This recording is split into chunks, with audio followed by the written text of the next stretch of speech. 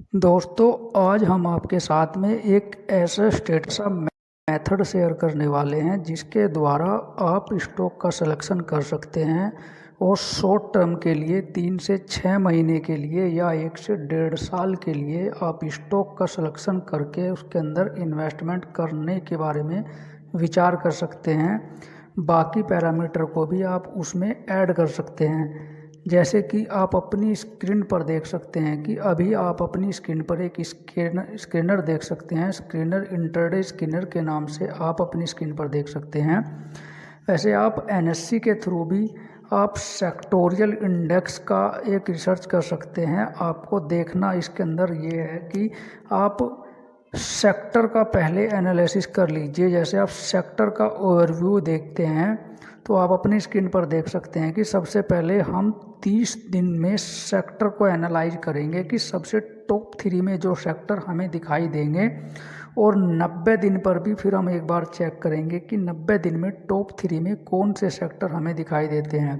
90 दिन में जब आप देखते हैं तो Nifty, consumer durable, automobile, pharma 3 sector हमें टॉप पर दिखाई देते हैं। और अगर इनको हम 30 दिन में चेक करते हैं तो फार्मा, निफ्टी हेल्थ केयर और कंज्यूमर गुड्स हमें टॉप 3 में दिखाई देते हैं। हमें फार्मा एक ऐसा सेक्टर दिखाई देता है जो 90 दिन में भी अवेलेबल है और 30 दिन के डेटा में भी अवेलेबल दिखाई देता है। इसलिए हम फार्मा सेक्टर को प्रायोरिटी देंगे और फार्मा सेक्टर के अंदर हम देखेंगे कि फार्मा सेक्टर के अंदर हमें कौन सी कंपनी टॉप 3 में दिखाई देती है। फार्मा सेक्टर के अंदर जैसे कि हम देखते हैं ग्रैन्यूल्स इंडिया, स्टार और ल्यूपिन, हमें 3 कंपनियां टॉप 3 में दिखाई देती है। जब हमने इन तीनों कंपनी को टेक्निकल पर चेक किया तो हमें ग्रैन्यूल्स के अंदर एक अच्छी अपॉर्चुनिटी दिखाई दी।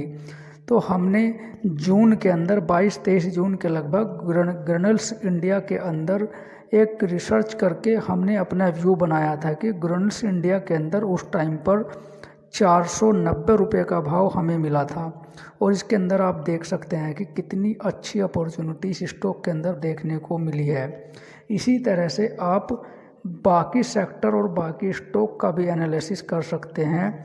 टॉप 3 आप सेक्टर पहले एनालाइज करिए, उसके बाद टॉप 3 में से टॉप 3 स्टॉक आप एनालाइज करिए ताकि उन स्टॉक के अंदर अपॉर्चुनिटी दिखाई दे जिनके अंदर पैसा आते हुए दिखाई दे रहा है। बड़े बड़े इंस्टीट्यूशनल का पैसा इन स्टॉक के अंदर आता हुआ दिखाई दे रहा है, इससे यही पता लगता है। इसलिए आप उन्हीं स्टॉक पर अपनी बैट करिए जिसके अंदर बड़े इंस्टीट्यूशनल का भी पैसा आता हुआ दिखाई दे रहा है।